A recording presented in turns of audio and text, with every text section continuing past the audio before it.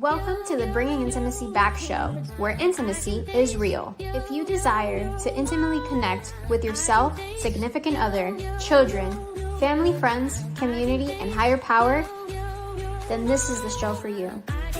We explore intimate topics, inspiring life stories, spirituality, and insightful tips on strengthening relationships. The show is hosted by Dr. April and her co-host, Coach K. Let's get this episode of the Bringing Intimacy Back show started. We share with you today the secret power to intimacy to create the life you love or love the life you create. Now here's your host, Dr. April, and her co-host, Coach K.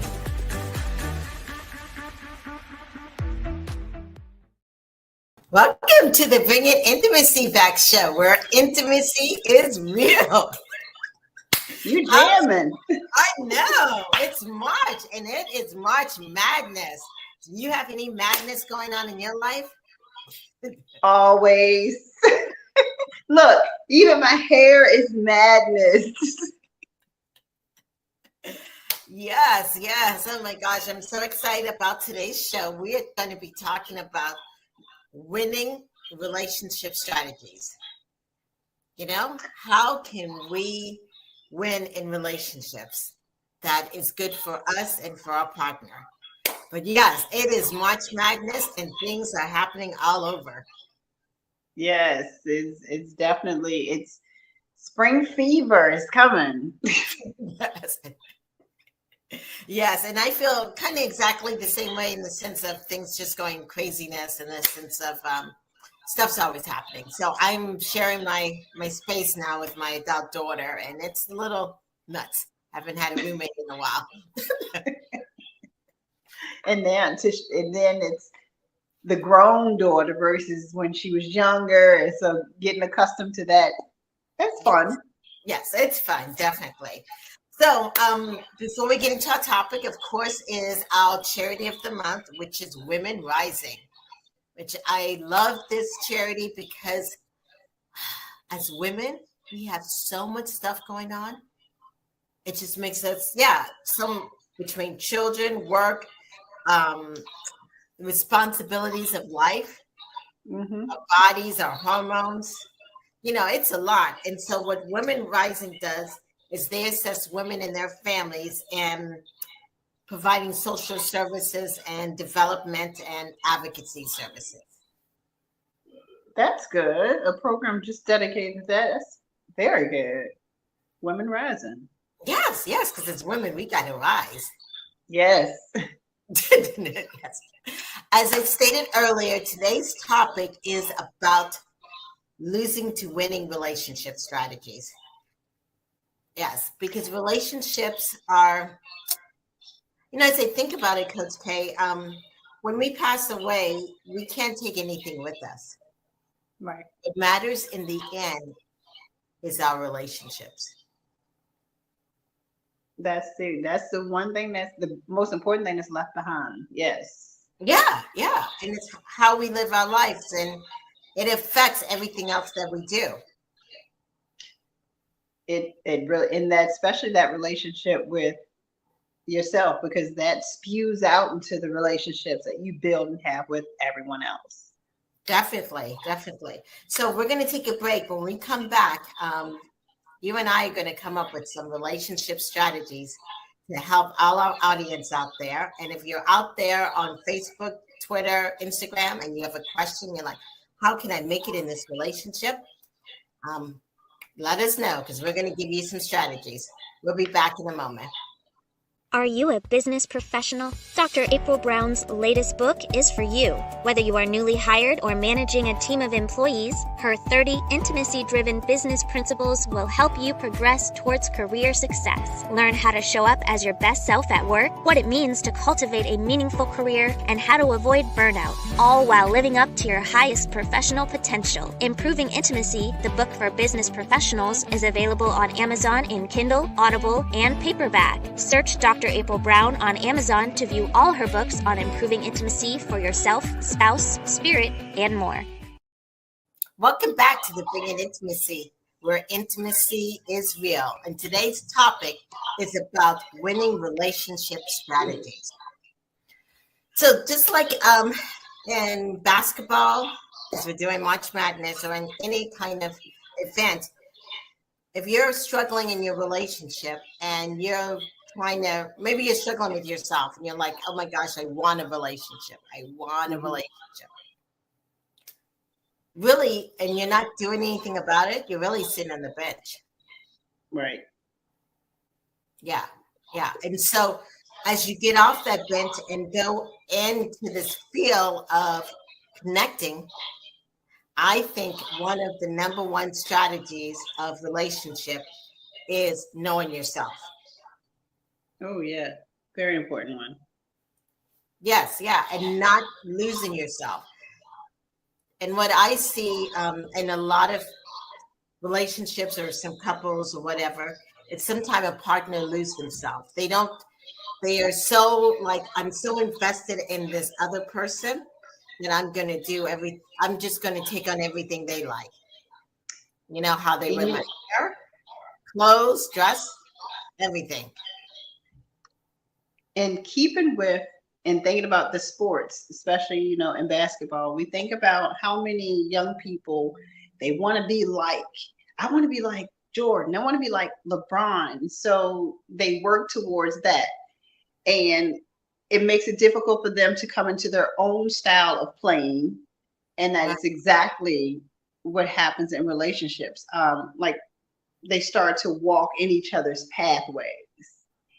And you either are now in the way or you're in unfamiliar territory. So you can't formulate a genuine connection. Mm-hmm. Yes, definitely. So I like how you put that. Yeah, they're like coming together in some aspect or in the way. Yes. And that same aspect, I think the number 2 strategy is to help people remember that when you're there with a partner, it is a team. Yes. And that is not 50-50. That's something that's been taught for years. Relationships are 50-50. Well, to me, and I get where they're coming from, but it's 100-100. We strive for 100-100. How about that? We should strive for that, having your full self present versus 50-50 is easy. That means you just got to halfway do it. And I guess, and with the 50-50, someone says, well, if he's not talking, I'm not going to talk. You know what I'm saying? Yeah. And that's, yes. Yeah. If she's going to give me an attitude. Yeah. That's what 50-50 would get you every single time. But if you are striving for 100-100, if someone's not talking and you want to give 100% of yourself, then you start that conversation to find out, well, what's going on? What's missing? What can I do to X, Y, and Z? Right. Right. And another one that I hear about in this whole 50-50 aspect is, he wants sex from me twice a week, then he must do this twice a week. Or the bargaining. The bargaining, yes. Yes, definitely. And there is no room for bargaining because, and I guess we can go into strategy number 3. There's got to be a compromise. Yeah. Yeah, when you work together as a team, we sometimes go in and out of roles, even as the long-term marriage, that in the beginning, maybe one person is the sole provider, one stays home with the kids, then it switches, you know what I'm saying? Or one person has cancer may help this person. It is the intertwining of roles, just like. And again, keeping with that sports theme and thinking about that, 2 going into 3, as a team, everyone has their role. The center, the guard, the shooting guard, point guards, right? But like you said, every once in a while, you have to rotate those positions. And that's the same in a relationship. And I love how you put that. Right now you may be the sole provider, the breadwinner per se, and the other partner has to be at home and doing more of the home things. What I see in today's world is we can't get beyond the starting five to see who's going to come off the bench and play later. And what I mean by that is, if this person is not at this stature right now, if we're not, things don't look like this, I don't even want to entertain it. And so we're finding so many people who are just jumping into relationships just because of what is in today. And then long term, it doesn't pan out because they didn't think about, well, I might have to switch a position. I may not be my husband or future husband may not be the provider I want today, but does he have the potential to be? Right. And that's why we have the bench versus the starting five. If it was just all about what's going to happen in the end, you would just have 5 players on every team for basketball. They would have to play the whole game. Everyone would be tired and burnt out.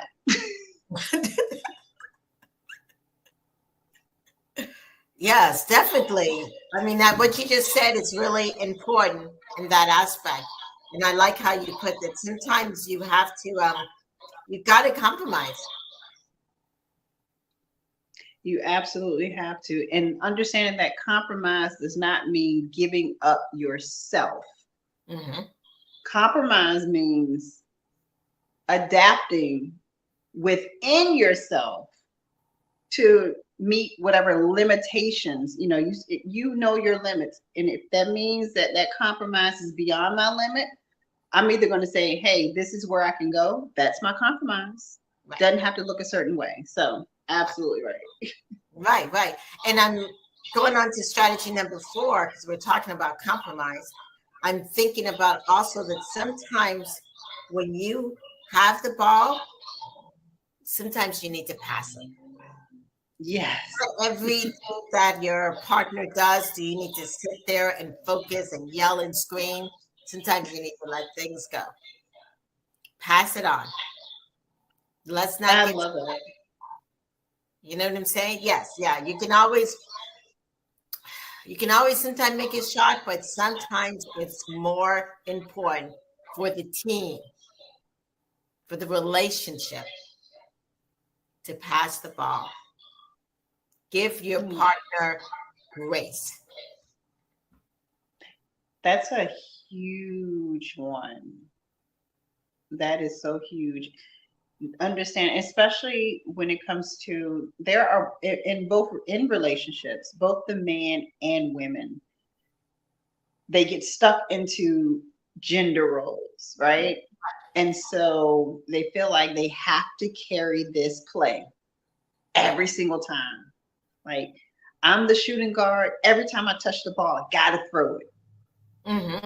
And that doesn't work. So and we think about Shaq, who cannot shoot from the free throw line. So everyone tries to consistently foul him, right? He recognized that he can't shoot from the free throw line. So he does other things. He's going to pass the ball. I can't shoot. So if I get it, I know I'm tall, I'm good at direction, so he can get the ball in the hands of who he needs to. So just like in a relationship, if you are not the person that's good with finances, mm-hmm. then pass the ball. Sit with your team member, right? And you can try to learn it, pass it off. Because, finances is one of those top 5, reasons why relationships kind of dwindle. Mm-hmm. You don't have to do it all because you're the breadwinner. If you can bring the money in, but your partner is good with dishing it out, that's the teamwork. Right. Definitely. Wow. Exactly. And, yeah. And, the other thing I was thinking, kind of just when you said about the teamwork, in basketball, and especially in the, what we're talking about now, March Madness, they have what they call the strength of the schedule. Mm-hmm. Like how difficult a season may be for a team or what their schedule is. And I think as couples, we have to realize that we go through seasons. Yeah. And in some seasons of a relationship, it may be really tough. It may be, you know what I'm saying? You may feel like, oh my gosh, my partner and I are not connecting. I have a parent in the hospital. I have my children acting up in school. I have, you know, my job giving me a tough time. But in that strength of a schedule, there's also the strength of a record. Remembering those good times. Yeah, building your intimacy bank and building your trust bank. Exactly. And that's I love this season. So we think about, I'm gonna bring everything back to sports now. But yes, that's where we're on. Yes. So we think about the off season of a football. I mean, a best or any sports schedule, right? You're supposed to continue to exercise and keep your stamina up and your strength up and eat right so that when the on season is, you're just on point. Well, like you said, there are those times where you didn't do right in the off season. You didn't build up your intimacy bank. You didn't build up your trust bank. So when it comes time for, some kind of strife or things are kind of strained between you, you don't have anything in your bank to pull from to keep it soft and to balance that potential conversation out. So it's important to, during the off season or during those tougher times, draw from your intimacy bank. But it's more important that during the on season, when things are awesome, right, do the extra things that add to the bank. Mm-hmm. If that means, you know what, it was and I put up a video of it for weeks, couple weeks. My husband had been talking about ordering his tool bags, and he asked my daughter to order a tool bag. So I'm listening to this for weeks. And so one day I ordered a tool bag and just left it on the bed. Something like that means I'm listening and I'm adding to the intimacy bank at that point. So that in those tough times, I can withdraw from that to get us through that tough moment, those other tough moments. Right. It's like you saw your husband and you saw what he needed and you provided. Yes. Yeah. And that comes with so many different things, like listening to when he said, I love avocados. So I make sure that every so often I keep 5 avocados in the house. Mm-hmm. Those are little, small, itty bitty little things. Every little deposit makes a difference. $1 is not a whole lot of money, but $1 over 100 days, it's a good amount of money. Right, exactly. And so as I'm thinking, as we're making all these great deposits, there comes a time sometimes when we mess up. Mm-hmm. Which is, I think, strategy number 6 that we're on. And we foul. We make a foul. We do something that is hurtful to the team. And when that happens, I do think sometimes it's important for you to take a time out, calm yourself down, so you can go back and say, hey, I'm sorry, and re-enter the game. But you've got to make sure you take the time to recognize, because if you don't and you foul and you keep fouling, it's going to destroy the team. Yeah, you're going to get ejected. Exactly. And nobody wants to get there, and thinking about just a basketball game. If a coach sees that there is a player who, now we're at our second foul, and he sees that the behavior or this player is still aggressive or still that same action, they pull them out of the game. And usually you'll see that they have a quick talk with them. That's exactly what you're saying. Right. Pull yourself out of the game. That doesn't mean that you can't revisit that conversation later. It's just understanding that every conversation doesn't need to have the period mark that day. You can put a comma or semicolon in it and come back.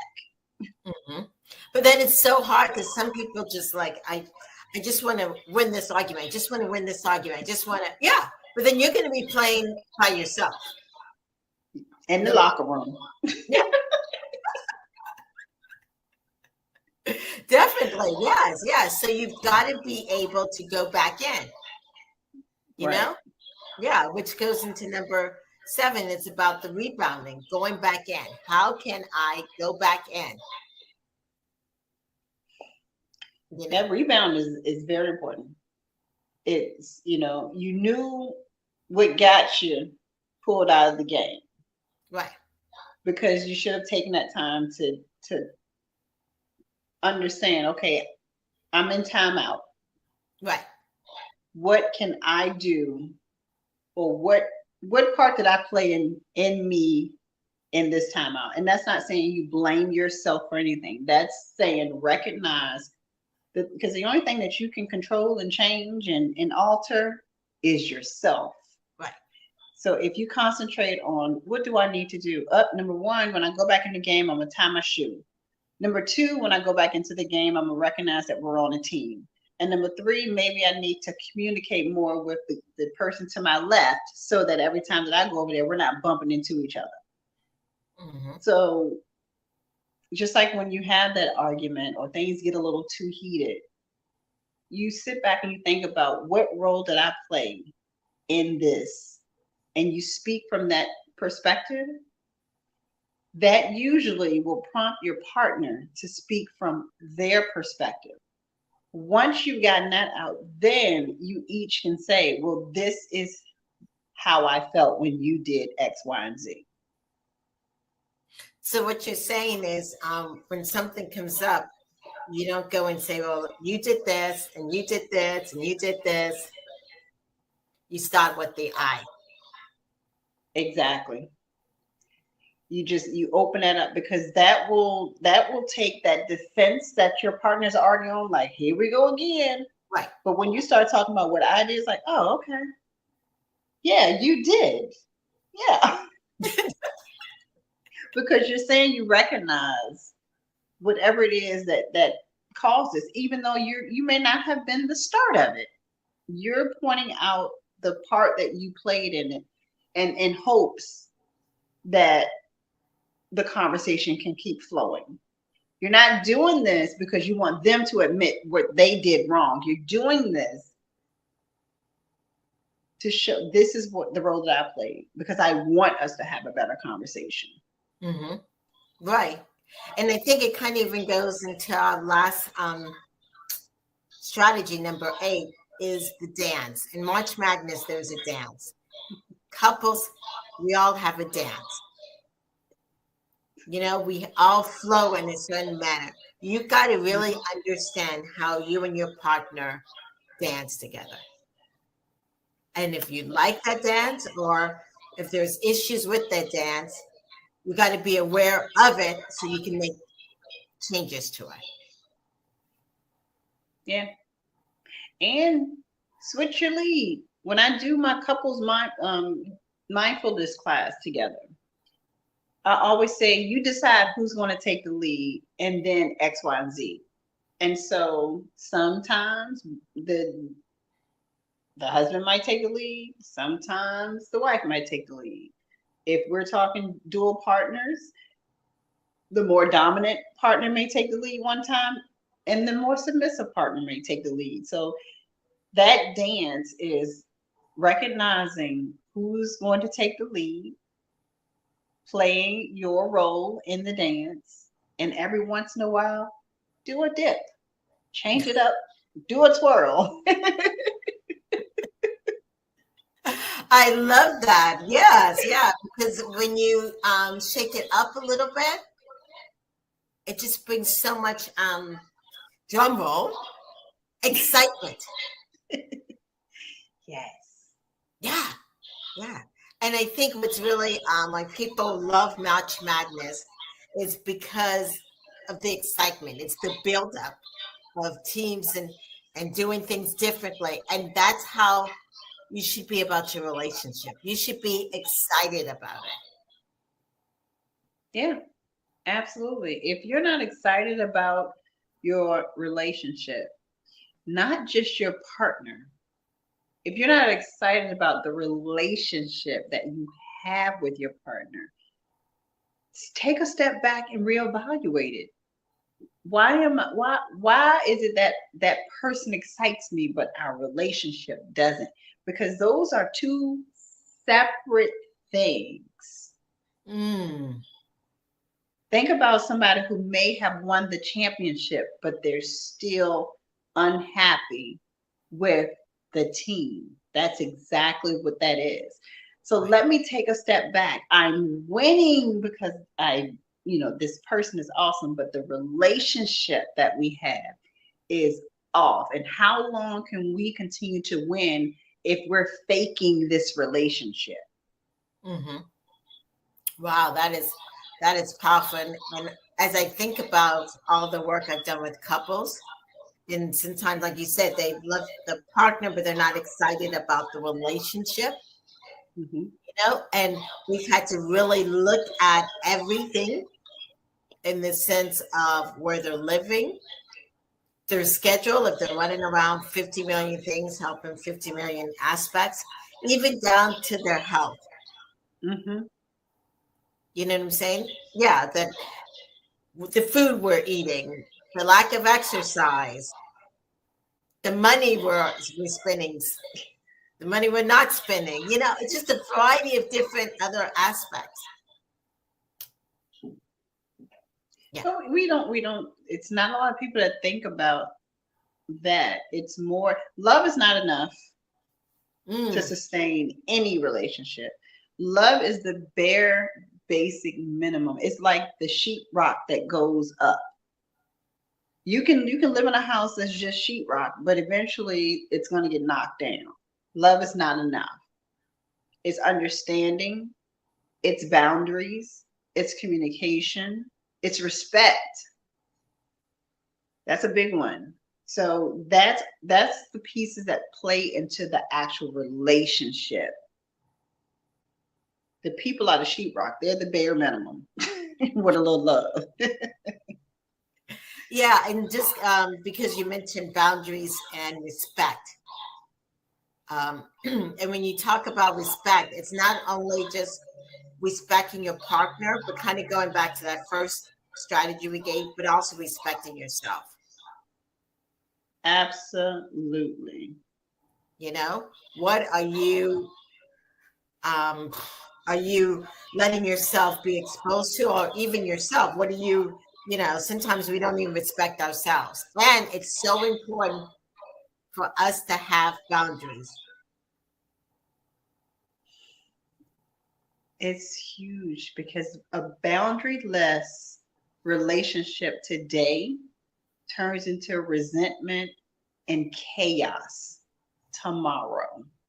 Can you repeat that one more time? A boundaryless relationship today turns into resentment and chaos tomorrow. Mm-hmm. And I say that because it was one young lady who I've known for about 5-ish years. And when we first got to know each other, after about a 6 months to a year, I was like, you have to start speaking up on the things that you don't like, because this is going to turn into resentment. And as we come up on this 5-6 year mark, it's all playing out. The things that she allowed, and because she just didn't want to rock boats, she now resents the time that was lost in how the behaviors of her partner is. It's like, this is the standard that you set, or lack thereof standard that you set. So boundaries in relationships are huge because boundaries create respect. Right, definitely. And as I'm thinking about the couples that I've seen, when you don't have boundaries in this resentment, you don't have boundaries. And I'm thinking of a couple where they got together when they were 15 or 16. Mm-hmm. And, and they've been together ever since. but there was no boundaries. You know, they weren't individual people. And now they're later on resenting each other because they feel like they didn't get to grow up as individual people. This didn't happen. This didn't happen. Yeah. Yeah, absolutely. I didn't go to my senior prom because That's what he said. I allowed myself to, because he didn't want me to, you know. Right. He felt jealous, or I didn't go on my senior trip, or I didn't, so many things. And you cannot get time back, period. Right. You cannot. You can, somebody can be hurt and then they can be unhurt tomorrow, but you cannot get time back. Boundaries, and trust me, you cannot kill anyone on purpose with a boundary. That's true. And you're right, you cannot get, and so just like in March Madness or in basketball where they, you know, toward the end they play a series of games. Once the game is over, it's over. Yeah, then a new game can start, but you can't go back and take the points from that game and bring it onto this one. It doesn't work that way. Not at all. And switching over to football real quick, you know, that whole cheating allegation with the Super Bowl or with championship game with Deflategate, they didn't take that win back from. You can't come back from it. Right. So it is moving forward, but understanding your past, learning new skills. So when that same thing comes again, you know how to move forward in a better way. Absolutely. Yes. Well, this has been wonderful. I think we gave them more than 8 strategies. Yes. So we're going to take a break. And when we come back, we're going to talk about the upcoming shows. We'll be back in a moment. A must-have for parents to be, first-time parents, empty nesters, and parents all around. There are infinite ways to parent a child, but the trick is trying to figure out the best way that fits you and your child. Create strong connections during pregnancy, to not pulling your hair out during the terrible twos, navigating puberty, and having adult conversations with your adult children. The Intimacy of Parenthood covers it all, and it is now on Amazon, available in Kindle, Audible, and paperback. Welcome back to the Bringing Intimacy show, where intimacy is real. Wow, we just did it. I thought that was just wonderful. Just on talking about the strategies of relationships and helping people understand it, and using a metaphor of basketball and sports. That was awesome. I love it. And my hope is that this really does support and help someone no matter what stage in their relationship is. And we have even more of amazingness just like this coming up in the near future. So some of our upcoming shows on March 16th, that's today, on March the 23rd, Wisdom is the New Currency with Mary Henderson. On March 30th, we have Love is Not a Transaction with Kim Sorrell. On April the 6th, Spring Break Sneaky Links. We're going to be talking about that because a lot of that may be happening here. And then on April the 13th, we have Intimacy with Spirit, Self, and Loved Ones with Blair B. So I'm really excited about that. And one more. We get one more in here because I want you guys to put this on your calendars, okay? April the 20th, Spiritual Intimacy with Dr. April and myself. So I'm excited about those upcoming shows. Okay, all right, definitely. Well, this has been the Bringing Intimacy Back show. If you like us, please rate us on Facebook, Instagram, or anywhere you listen to your podcast, Twitter, and you can see us on YouTube. We'll see you guys next week. Thanks. Bye. Bye, everybody. Thank you for listening to today's episode of Bringing Intimacy Back, where intimacy is real. You can also find us at bringingintimacyback.com, LinkedIn, Facebook, Instagram, Twitter, and YouTube. Dr. April Brown's 7th book series, Improving Intimacy, is now on Amazon. We'll see you next Thursday at 3:30 p.m. Don't forget to follow, share, and subscribe.